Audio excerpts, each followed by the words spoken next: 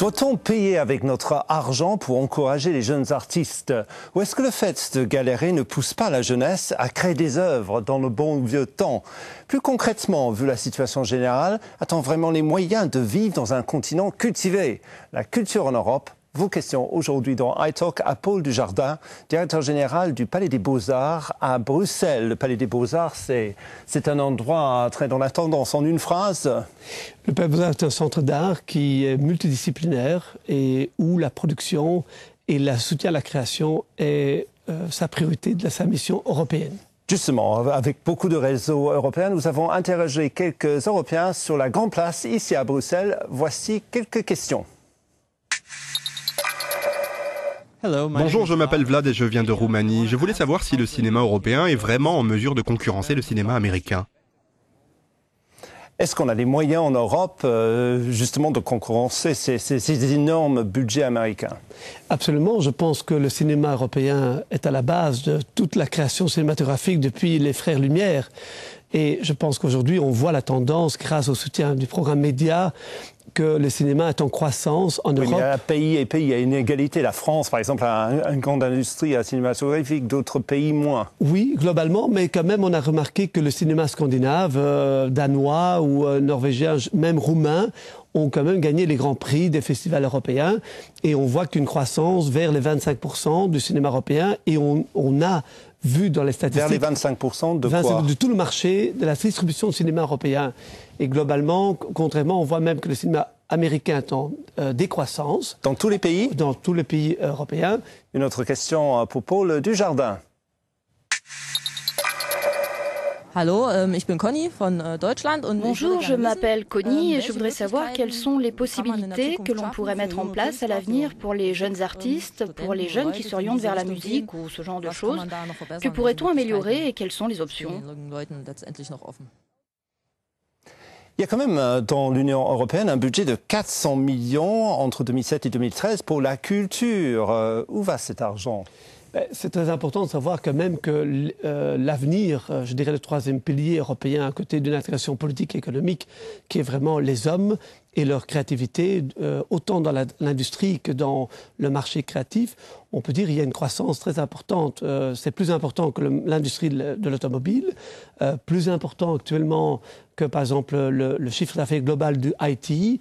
On est quand même sur presque 4% du GDP européen, du produit national européen qui va à l'industrie de la culture et aujourd'hui quand même environ 4,5%. Mais qui décide de l'octroi de cet argent? Est-ce que vous n'êtes pas d'accord que dans le bon vieux temps, les artistes survivaient? C'était peut-être leur force de survivre malgré la pénurie? Non, pas du tout. Je pense qu'il y avait d'abord toujours une certaine industrie, que ce soit par idéologie, les constructeurs des cathédraux, que ce soit les grands mécènes, que ce soit, je dirais, la propagande.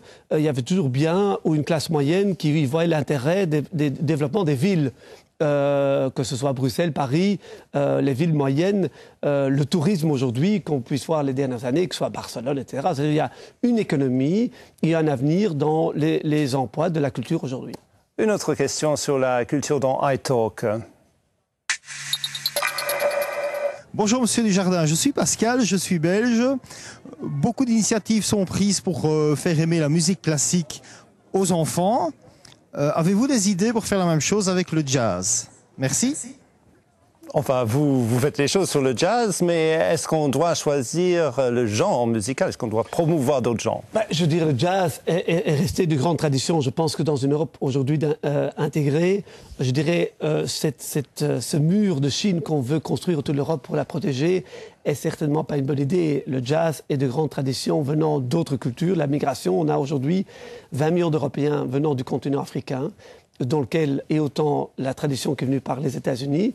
C'est un genre de liberté, de créativité qui peut certainement stimuler, à côté de la musique classique, une autre forme pour avoir la grande forme d'éducation musicale. Mais qui est-ce qui se décide? C'est la Commission européenne? C'est des gens politiques ou c'est des gens comme vous qui gèrez ces établissements? Je pense qu'il y a le privé et le public. Je pense que d'abord, il y a l'éducation. C'est-à-dire que c'est quand même le plus grand marché où l'argent public rentre à travers les écoles de musique, les conservatoires, etc.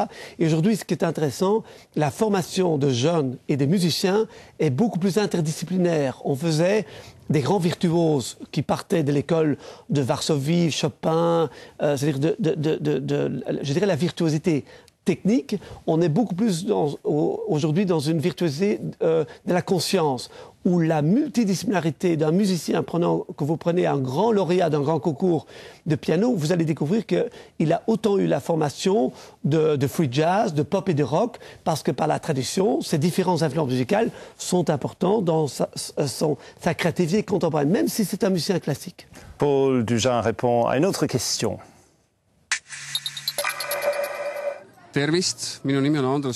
Bonjour, je m'appelle Andrus et je viens d'Estonie. Comment l'Europe peut-elle aider les artistes venant de petits pays, non francophones ou anglophones, à faire la promotion de leur création au-delà des frontières de leur pays? Comment est-ce qu'on peut aider ces pays qui ne parlent pas les grandes langues? Est-ce qu'il faut le faire? Je pense que l'Europe a 24, si je ne me trompe pas, 24 langues officielles.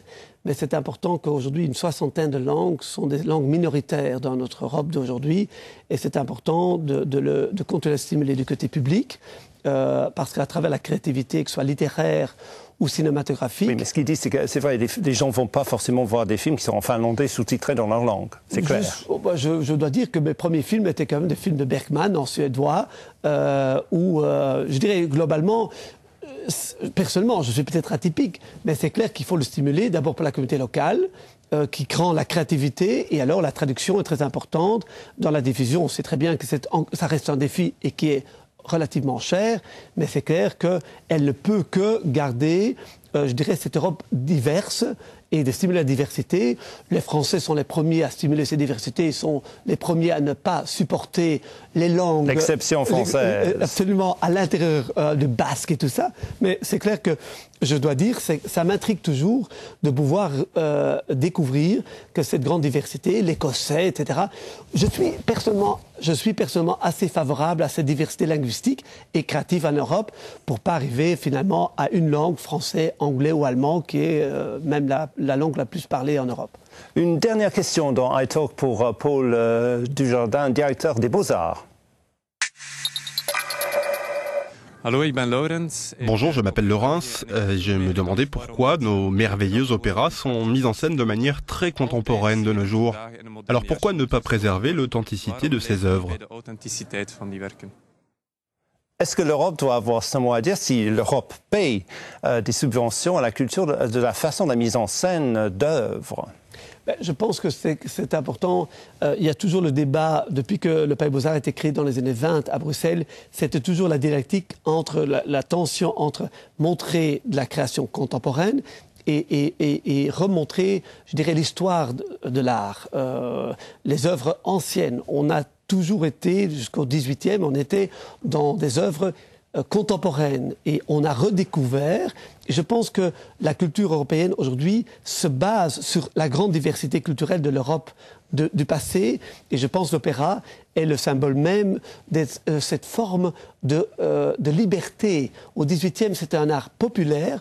Aujourd'hui, il connaît une renaissance. Elle a promu toujours les révolutions, que ce soit Verdi, que ce soit la mouette de Porticci en Belgique. Quelque part, c'était un art populaire, démocratique, qui aujourd'hui retrouve une forme de démocratisation dans la culture. Et je pense que c'est important de regarder, comme je me rappelle, la Flûte enchantée de Bergman, qui ont fait au Amadeus, l'opéra a trouvé aussi son chemin vers les salles de cinéma. Et maintenant, aujourd'hui, on le voit aussi que le théâtre et le cinéma trouvent dans le R&D, dans la recherche et le développement économique de l'Europe, aujourd'hui un plus grand accès dans les grandes salles de cinéma, que ce soit le Royal Opera de Londres, qui donne la possibilité à refaire vivre les œuvres anciennes pour un grand nombre de publics, avec un grand succès aujourd'hui, autant dans le théâtre que dans l'opéra. Paul Dujardin, en tout cas avec vous, l'Europe, on y croit, c'est un remède peut-être à la crise. Merci de vos réponses. On se retrouve bientôt pour un autre iTalk ici au Parlement européen de Bruxelles sur Euronews, bien sûr.